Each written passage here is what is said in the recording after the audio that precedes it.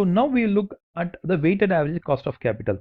We have found that each source of funding, for example, equity or debt or preference share, has their own cost of capital. So we found out that there is a KE, KD, and KP. But what is a weighted average cost of capital? A company, in order to finance itself, it usually gets finance in all the manners. For example, a company might get equity capital, debenture capital, preference share capital. So all these capitals gets mixed, and from this common pool of money, the money is taken and invested in a project.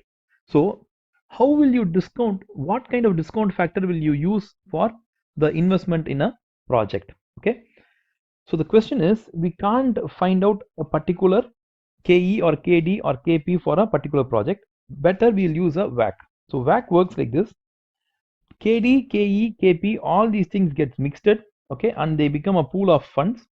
Okay, this pool of funds is used to invest in projects. Okay, if this pool of money is invested in projects, then if it's used in projects, then the WACC is the appropriate rate at which the projects should be discounted. So the WACC is the discount factor. We don't use the KE, KD, KE, KP as a discount factor. We use the WACC as a discount factor. So how does WACC works? So assume that a company has two kinds of capitals. It has taken a debt capital and it has taken an equity capital. The debt capital, the company pays 6%. There's a tax benefit, so they get 4.2 is the effective interest rate for the company. The company also pays as a dividend or capital appreciation of 15%. So cost of equity or KE is 15. So what happens is this company uses only 25% of their total capital as debt, okay, and 75% of the capital is equity, okay. So what happens is this 4.2 gets multiplied by the 25% capital, it becomes 1.05. The 15% gets multiplied by the 75% and it becomes 11.25. Add both of these, you will get the WACC. You will get the WACC. The WACC is 12.3. This 12.3 becomes the discount factor, which is used in a variety of places like NPV, and finally we accept or reject project. We accept a project or we reject a project. Okay. So see how important the WACC is. If you get the WACC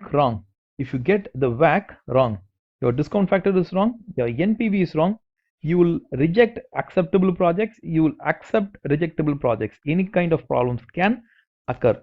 So getting the WACC is a crucial thing for a company. So we'll have a quiz now. What is WACC?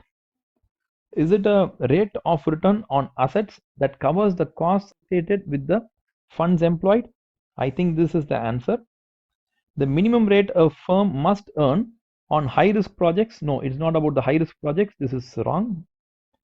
The cost of the firm's equity capital at which the market value of the firm will remain unchanged, it's meaningless. The maximum rate of return on assets, this is also seems to be meaningless. So A should be the answer. Perfect. Again have a question. This question was asked in December 2014. Which of the following statements are correct? Investors faced with increased risk will expect increased return as compensation. Yes, this is correct. An increase in the cost of equity leads to a fall in share price. This is also correct. The cost of debt is usually lower than the cost of preference shares. This is absolutely correct. So the answer should be D. Yes. Okay. So you might ask a question why this seems to be true. To discuss this, we have to look at the chapter called as capital structure. So you can you can assume that this is to be true, but the reason for this we'll discuss in capital structure chapter. Well, we come to one of the most important areas in the chapter. Okay, this can also come as a theory question. WACC can be computed in two ways. One is book value weights and the other one is market value weights. So first we look at example, then we'll go to the discussion part. So we'll assume a company has two types of source of funds. One is equity and the other one is debt. Okay. Book value refers to the balance sheet value. Book value refers to the balance sheet value. Okay. So there is 10 and there's another 10 here. So the total capital comes to 20. The proportion of the capital is 0.5 and 0.5. So 10 divided by 20, it comes to 0.5. The cost of capital, we will take it as equity is 20 and debt is 10. So proportionately, the cost of capital is 10 and 5. So the WACC comes to 15. Okay. So this is the book value method. So assume that we will use the market value method. So the market value method works like this. The equity which was issued a few years ago was at 10 million, but its today's value stands at 100 million. So the share price has risen and it has become 100 million. The debt was issued some 5 years ago and now its price has moved to 11 million. Okay. So the total capital now stands at 111. If we proportionately work out, it comes to 0.9 and 0.1, that is like 90% and 10%. The cost of capital remains the same. Whatever number we used, the same number we use it here also. So the proportionate cost of capital comes to 18 and 1. The WACC comes to 19. Okay. So the concept works like this. If we take the book value method, it always shows you a lesser amount of WACC, okay, than the market value method. The reason is the equity is always lower. Okay, the equity is always lower in the book value method. It's always lower in the book value method. It's actually not lower, it is understated than the reality. That is the problem. So what happens here is we might select projects which are useless for the company, right? We might select project that has to be rejected. So this is the problem.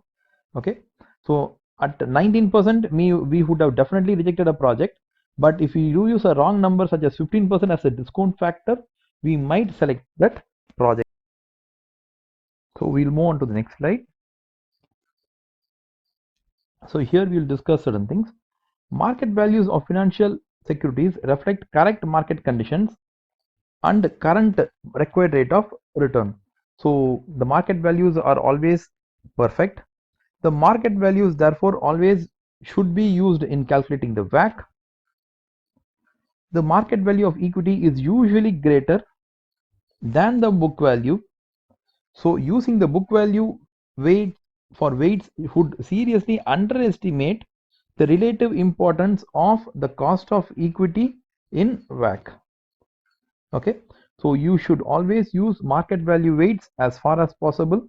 If numerical questions indicates you to use the best method, then for computing WACC, then compute WACC using the market weight.